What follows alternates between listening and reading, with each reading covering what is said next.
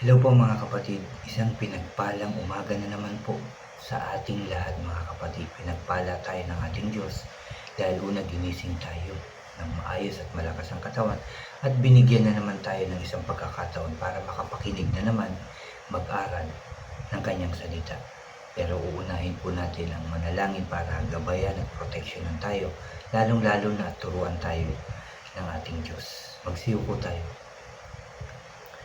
Ama sa langit, muli po kaming nagpupuri sa iyo at nagpapasalamat ngayong umagang ito sa pagkakataon, sa magandang pagkakataon na naman na ipinagkaloob mo sa amin. Lalo na sa pagkakataon na makinig, mag-aral, magbasa ng iyong salita. Ama, muli mo po kami samahan, turuan, gabayan, proteksyonan para maging maayos po ang aming pag-aaral at pakikinig ng iyong salita. Buksan mo po ang bawat puso namin, ang isipan, para talagang maintindihan namin ang lubusan ng iyong sasabihin ngayong umagang ito. Turuan mo rin po ako, samahan Lord God, para ang sasabihin ko po ay salita mo lamang. Maraming salamat. We claim it, Father God, na tagumpay ang aming gawain ito dahil narito ka, kasama ka namin sa aming kalagitnaan. Kaya Lord, salamat muli Lord. Salamat. Muli ka namin pinupuri, pinasasalamatan sa matamis at makapangyarihan pangalan ng aming Panginoong Yesus na aming tagapagligtas. Lahat tayo ay magsabi ng Amen and Amen. At ito po ang aking channel.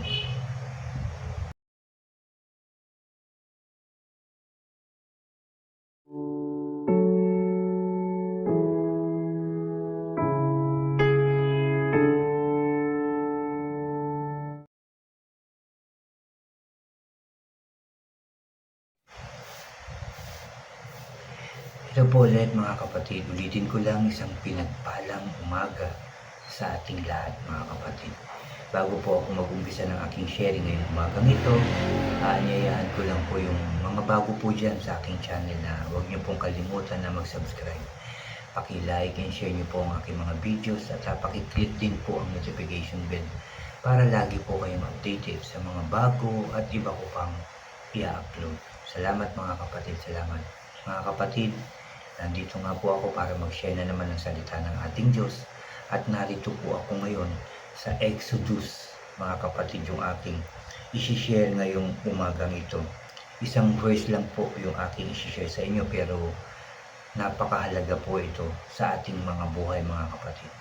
Exodus chapter 3 verse 2 yung aking isi-share po sa inyo. Kung natatandaan niyo po yung kwento na si Moses po ay kausapin ng Diyos sa pamamagitan ng burning bush, no? Yung nagliliyab na mababang puno po itong nagliliyab na nakita ni Moses. Kasi nung time na yon naglalakad siya kasama yung mga alagang tupa ng kanyang biyenan, na si Jethro. At dito nga po sa paglalakad niya, nakita niya yung isang mababang punong kahoy na nagliliyab, pero hindi naman ito nasusunog. Tuloy lang ang pagliliyab nito, pero ang puno ay nananatiling buo pa rin. Wala man lang nasusunog kahit na isang piraso, isang sangang maliit, patuloy. At dito nga po sa verse 2, sabi dito, nagpakita sa kanya roon ang anghel ng Panginoon sa anyo ng naglalagablab na apoy sa isang nagbabagang punong kahoy. Nakita ni Moses na naglalagablab ang punong kahoy pero hindi naman nasusunog. Ito po yung nagbabagang punong kahoy. Habang nga po binabantayan ni Moses ang mga hayop ng kanyang biyenan na si Jethro, nakarating siya sa Horeb, ang bundok ng Diyos. Sabi nga sa verse 2, nagpakita sa kanya ang anghel ng Diyos sa pamamagitan ng naglalagablab na apoy sa isang mababang punong kahoy. Nakita ito ni Moses, naglalagablab ang punong kahoy pero hindi naman ito nasusunog.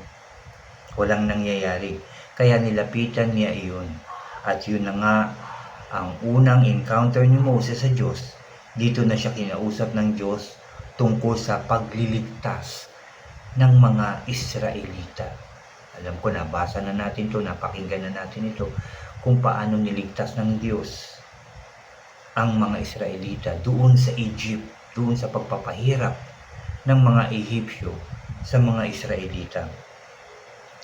At ang tungkol sa naglalagablab na punong kahoy o tungkol sa burning bush, mga kapatid, ang burning bush ay simbolo o symbol of God's presence and power. Nagpapakita ng presence to, naglalagablab, walang nangyayari sa punong naglalagablab. Ano po? Itong pagpapakita ng kapangyarihan ng Diyos na kahit ito'y nasusunog, naglalagablab, nag-aapoy, pero hindi nasusunog kapangyarihan ng ating Diyos. Na ibig sabihin na kayang gumawa ng Diyos ng imposible sa lahat ng klase, sa lahat ng bagay, sa lahat ng pagkakataon, at sa lahat ng oras sa ating buhay. Kaya niyang gumawa ng imposible, mga kapatid. Wala kasing imposible sa ating Diyos, kaya gagawin niya yan. Imposible para sa tao, pero sa Kanya walang imposible, mga kapatid, no? Kung titingnan natin, parang kung iisipin natin minsan, parang imposible naman sa atin yun. Pero kay Lord, kaya niyang gumawa ng mga imposible sa ating buhay. Kahit ngayon, kayang gumawa ng Diyos ng imposible sa ating buhay kung magtitiwala tayo sa ating Diyos. Dito gumawa ang Diyos ng maraming himala, kamangha-mangha, mga bagay at mga bagay na imposible. Kaya din sa pagtawag sa atin ng Diyos, kayang-kaya pa rin niyang gumawa sa pamamaraan na imposible sa ating mga buhay. Ngayon tinawag tayo ng Diyos para makinig ng Kanyang salita, para pag-aralan ng Kanyang salita. Pagtawag ito ng Diyos sa atin. Dahil sa pakikinig natin ng salita ng Diyos, kung ito'y ating isa sa buhay, kayang gumawa ng Diyos ng imposible sa ating mga buhay. Kahit ngayon, mga kapatid, kung magtitiwala ka, kung aasa ka na ito'y mangyayari sa iyo, kikilos at gagawa ang Diyos ng imposible. Magtiwala tayo sa Diyos at sumunod sa Kanyang mga pinag-uutos at mga tuntunin. Kung noon nagawa ng Diyos na gumawa ng mga imposible, kahit ngayon, kayang-kaya pa rin yan gawin ng Diyos dahil alam natin ang totoo. Alam natin na ang totoo, walang imposible sa ating Diyos. At yan ang katotohanan, mga kapatid. Sabi ko nga kanina, kahit ngayon, kayang gumawa ng Diyos ng kahit anong nakamangha-mangha sa ating buhay, sa ating pamilya, at kahit sa ating bansa. Kung magtitiwala tayo, kung lalapit tayo, kung tatawag tayo sa Diyos, kung hihingi tayo ng tulong sa Diyos, kaya niyang gumawa ng himala at kamangha-mangha sa ating mga buhay. Dahil powerful ang Diyos, makinig lang tayo sa Kanyang sinasabi at susunod sa Kanyang mga utos ng taos siyempre sa ating mga puso. Hindi niya tayo iiwanan at hindi niya tayo pababayaan dahil ang Diyos ay makapangyarihan. Ulitin ko lang, kaya ng Diyos na gumawa ng himala, kamangha-mangha sa ating mga buhay. Noon maraming question si Moses, maraming tanong, baka hindi makinig, hindi ako magaling magsalita. Sabi ni Moses, di ba natatandaan natin, mga kapatid, maraming question noon si Moses at nagda-doubt din siya, pero binigyan siya ng kasiguraduhang pangako ng Diyos na bibigyan siya ng strength at confidence para tanggapin ang challenge sa kanyang buhay. Para tanggapin ang challenge, at yan din ang sinasabi ng Diyos ngayon sa ating lahat, sa akin, sa inyo, at sa ating lahat. Natanggapin natin ang challenge dahil tuturuan tayo ng Diyos, tutulungan at palalakasin At naniniwala ako na kapag sinunod natin siya at nagpatuloy na i-share ang kanyang salita, mga kapatid, tutulungan niya tayo personally. Sasamahan niya tayo, gagabayan niya tayo, at poproteksyonan tayo ng ating Diyos. Diba? Sabi ko nga kanina, sabi nga sa ating pag-aaral, kayang gumawa ng Diyos ng imposible sa ating mga buhay. Kaya kung susunod tayo, magtitiwala at makikinig sa Kanya, kikilos siya sa ating mga buhay. Yung mga nahihirapan tayong mga bagay, mga pagkakataon, nasasaktan tayo, nalulungkot tayo, nangangailangan tayo, lalapit lang tayo sa Diyos. Hihingi tayo ng tulong dahil siya, sinasabi natin, ang Diyos ay makapangyarihan. Bakit hindi natin subukang lumapit at magtiwala sa Diyos para maranasan natin ang himala sa ating mga buhay, mga kapatid? Hindi tayo pababayaan ng Diyos. Oo, marami tayong pinagdadaanan, napapagod tayo, pero hindi tayo pababayaan ng Diyos, kaya hindi tayo dapat sumuko. Hindi tayo kailangan sumuko sa mga bagay na pinagdadaanan natin.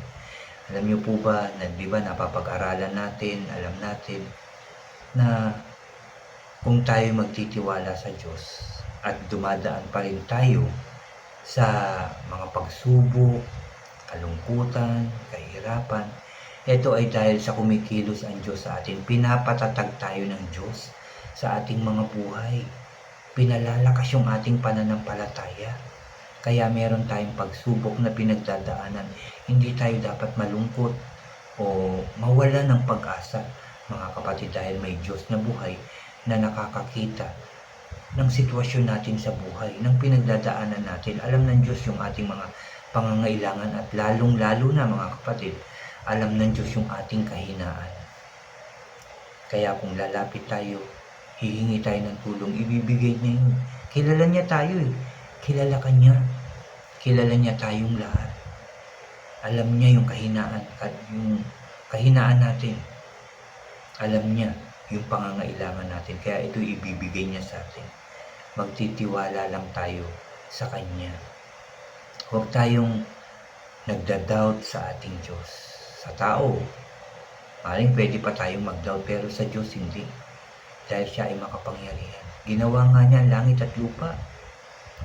Inilagay niya dito ang mga dapat ilagay.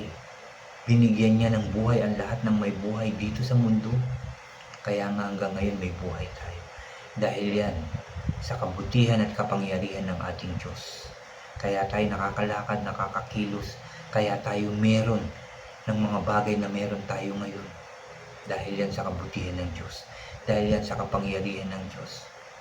Na kahit nagkakamali tayo, nagkukulang, nagkakasala, patuloy na nagkakamali, pero patuloy pa rin ang Diyos.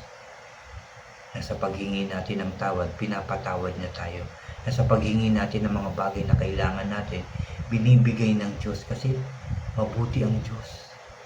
Mapagmahal ang Diyos, mapagpatawad ang Diyos, tapat ang Diyos, mapagbiyaya ang ating Diyos.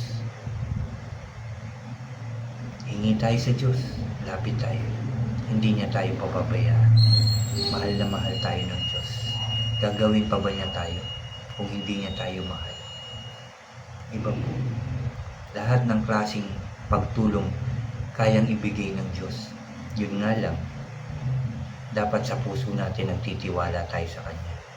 Aasa tayo na isang araw, yung hinihiling natin ay Kanyang ibibigay din. At ito na ang pagkakataon na matanggap natin ang ating mga hinihingi, ang mga pangako ng Diyos. Magtiwala lang tayo. Huwag tayong magduda, huwag tayong mag-doubt sa ating Diyos. Gawin natin yung ating makakaya dahil yung hindi natin kaya, kakayanin natin dahil sa Diyos. Dahil tutulungan niya tayo. Dahil bibigyan niya tayo ng kalakasan, tamang puso't isipan. Ang lakas ng loob. Siya magbibigay lalong-lalo na yung wisdom and knowledge na kailangan natin. Ibibigay niya yan kung hihingi ka sa Kanya, kung lalapit tayo sa Kanya, kung magtitiwala tayo sa Kanya.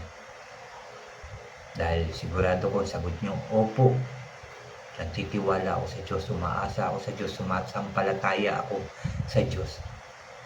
So tanggapin nyo na ang inyong hinihingi dahil ibibigay yan ng ating Diyos, mga kapatid. Kaya natin yan.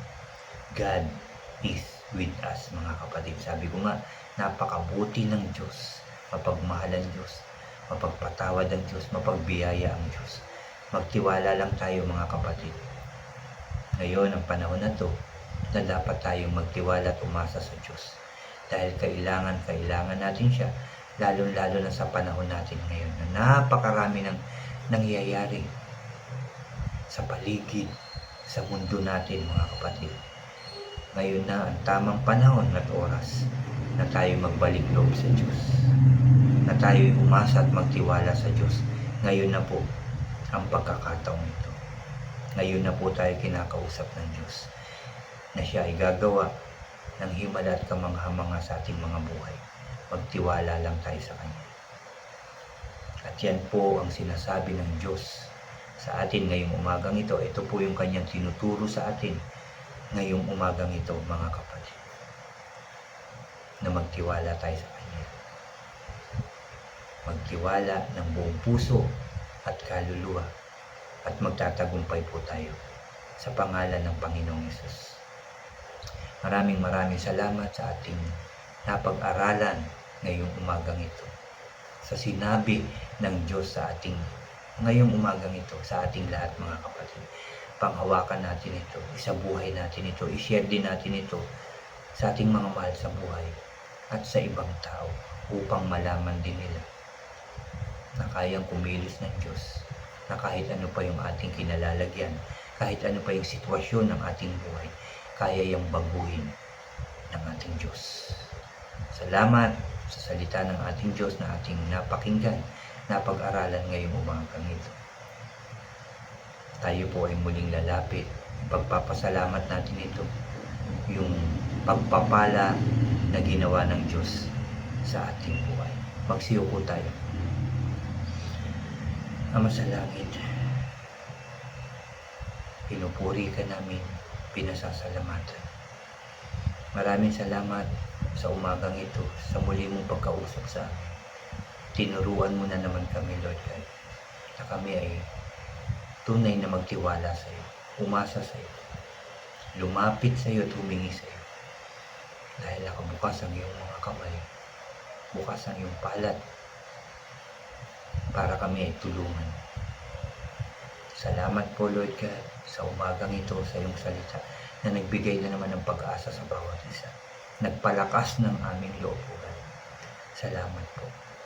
Dahil dito sinabi mo nga, Lord God, kung noon kaya mong gumawa ng himala at kamangha-mangha mga bagay, ngayon din, kaya mo po itong gawin dahil hindi ka nagbabago, dahil ikaw ang Diyos mo ngayon at magpakailanman. Hindi ka nagbabago, O Diyos. Ang tao nagbabago pero ikaw hindi. Kaya Lord, sa mga oras na ito, sa pagkakataong ito na binigay mo sa amin, Lord, umaasa kami sa iyo, Lord. Natutulungan mo kami. Aayusin mo po ang aming mga buhay, ang aming mga puso't isipin, at dadagdagan mo po yung aming pananampalataya, Lord. Kaya lahat ng aming isipin ay binibigay namin sa iyo at pangangailangan namin, Lord. Ibinibigay namin sa iyo. Dahil kami nagtitiwala at umaasa, Lord, na ipagkakaloob mo lahat ng aming pangangailangan. Dahil kilala mo po kami. Kitang-kita mo po ang sitwasyon ng aming mga buhay, O Diyos. Kaya aayusin mo po ito. Tutulungan mo po kami. Pagtatagumpayin mo po kami.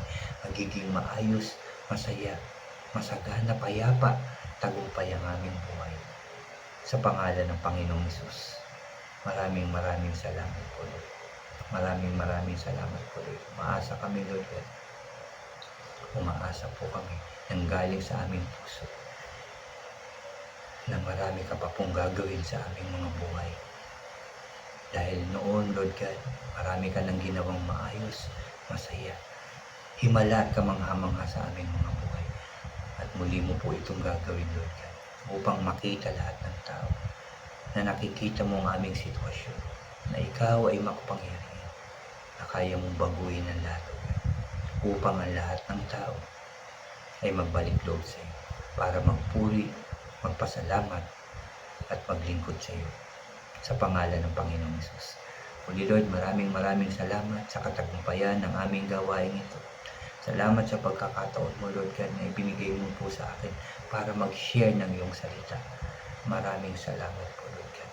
Maraming salamat po. Salamat sa guidance and protection sa amin lahat. Salamat sa pagpapala sa amin lahat. Salamat sa kalakasan everyday na binibigay mo po sa amin. Salamat din dahil malakas kami.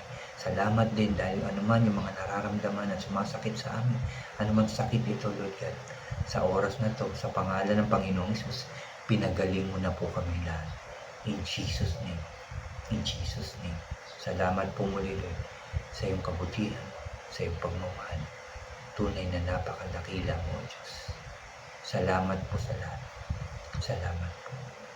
Pinupuri ka namin, pinasasalamatan. Sinasamba ka namin, O Diyos, sa tanging pangalan namin, Panginoong Hesus, na aming tagapagligtas. Lahat tayo ay magsabi ng Amen and Amen and Amen po. Amen. Amen. Magpasalamat kayo sa Lord. Pasalamat kayo sa Diyos dahil binigay na niya ang ating kahilingan, ang ating panalangin, binigay na ng ating Diyos.